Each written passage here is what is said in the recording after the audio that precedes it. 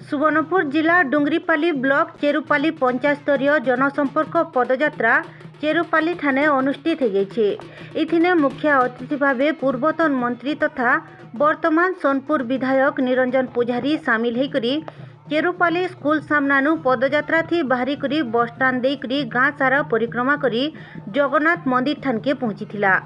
विधायक बड़ ठाकुरकर दर्शन करी सभास्थल के जाइथिले।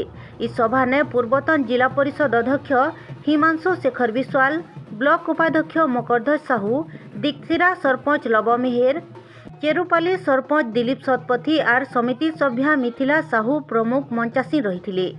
इतार मूल लक्ष्य है लोक मानकर संगे संपर्क रखबाटा आर गाँ गहली उन्नति लगी पदक्षेप नेबाटा। इ पंचायत थी गला दिन मान के बहुत टे काम होइछे आर रही जाइथिबा अधूरा काम बछरे 2 बछर भितरे संपूर्ण हेबा बोली करी विधायक मत प्रकाश करबार संगे नुआ समस्यार समाधान उपरे चेष्टा जारी रहबा बोली करी कहिछन। इ पदयात्रा थी बीजेडी सबु कर्मकर्ता संगे गाँवासी माने सहयोग करथिले। ब्यूरो रिपोर्ट बिगुल टीवी।